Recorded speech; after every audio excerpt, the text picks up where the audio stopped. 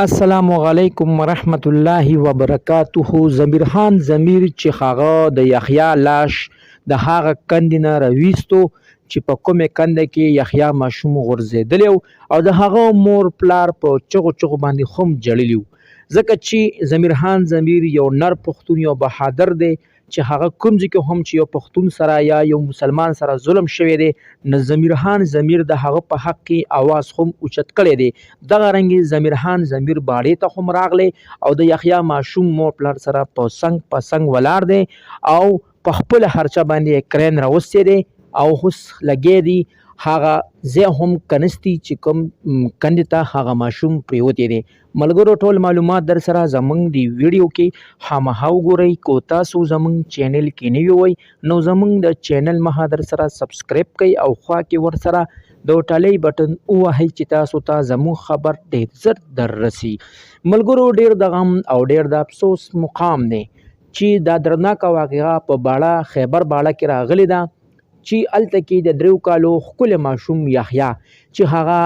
یو کندې ته غوځار شو او د هغه کندې دومره لاندې کنده ایستې وه چې کم از کم 7 ګزه هغه لاندې کنده وه. هغه کندې ته یحیی ماشوم څنګه غوځار شو؟ ملګرو پلار یې دا ویلی دي چې زما نظر لږ کمزوری دی، زما 2 بچي دي هغه ما راوستل او زموږ په پټي کې ما په پټي کې لږ غنم کرلي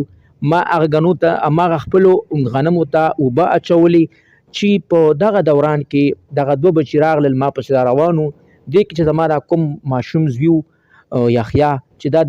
دا دغه دوران کې کنې ته غوځار شو خو ما پسې مې دا 15 کالو کوم ماشوم زوی د ما پسې را منډه کړه چې پلار راشه وګوره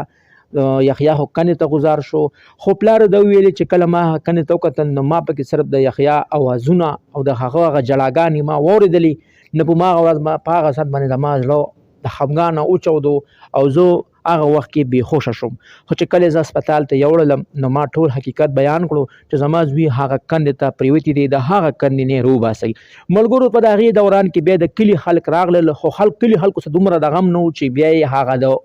د یحیی لاش د هغه کندې نه راایستی وی. بیا د هغې نه پر ریسکیو والا راغلل، ډېر سوشل میډیا والا راغلل خو چا هم دا همت ونه کړلو چې هغه د 8 ګزو لاندې ځمکې نه هغه یحیی ماشوم راایستی وي. د هغې دوران کې د ملکن کوم یو نر پښتون چې هغه یو مشهور شاعر خو هم دی ضمیرخان ضمیر، تاسو به د هغه ویډیوګانې په سوشل میډیا ډېرې زیاتې ګورئ ځکه چې کله هم یو مسلمان سره یو پښتون سره زیاتی شوی دی نو ضمیرخان ضمیر په هر غم کې پښتون سره ولاړ دی. ملګرو ضمیرخان ضمیر د ملکن نه راغلی خیبر ته او د هغو مور پلار له د لاسه ورکړله او دی ورته ویلي چې په دې غم کې زه تاسو سره برابر شریک یم چې زه څومره خرچه کېږي زه به خپل کور خرڅوم، زه به خپلې ګردې خرڅوم خو زه به ستاسو د ماشوم بچی به زه د دې نه روباسم او تاسو ته به ښیم. ضمیرخان ضمیر بیا هلته کې جرګه هم کېنوله او ټولې جرګې ته ویل چې زما زړه د دومره درد رسېدلی دی ته به دا بچی زما بچی و ځکه چې دا کو MNA یا د MPS وي نو اوس په حکومت هلیکاپټر راوستی وي په کندو کې به ریستی وي خو دا د یو مزدور یو غریب سړي زوی دی او تاسو ته پته ده چې غریب او د مزدور سړي زوی ته څوک هر سړی سپک نظر کوي نو ځکه دوی څه چا امداد ونه کو او زه ولاړ یم انشاءالله زه به دا روباسم. نو ملګرو ضمیرخان ضمیر د چا نه پیسې را قرض کړئ او هغه ماشوم لاش دپاره یې کرین لګی کړی دی. ماشه نن 2مه ورځ ده ضمیرخان ضمیر ځان باندې 6 ورځې یو کړې ده او هغه ماشوم به روباسي او هغه ماشوم به مور پلار ته په غېږ کې ورکوي او د مور پلار دغه ارمانه پوره کېږي. ملګرو د کلي خلک راغلي په دا کنده باندې ولا قبر هم جوړ کړی و، جنازې هم شوې وه خو بیا هم مور پلار ته تسلي نه میلاوېدله. نو مور پلار دا خواهش و چې زموږ بچی د هغه کندې نه راوځي چې موږ په خپل لاسونو باندې خښ کړو. ملګرو دا احساس صرف هغه مور پلار کولی شي چې چا د مور پلار زړه کې لږ غونډه یری ځکه چې د مور پلار زړه وچاودو چې بچی راغټېږي هغه چې بیمار شي مور پلار پې شوګیري خوري هغه چې کله پیدا کېږي نو مور یې څومره تکلیفونه څومره سختې برداشت کوي او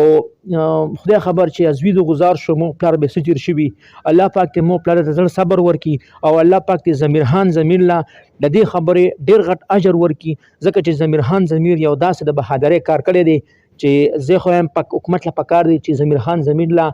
یو ایوارډ ورکړي یو میډلیسټ ورکړي یو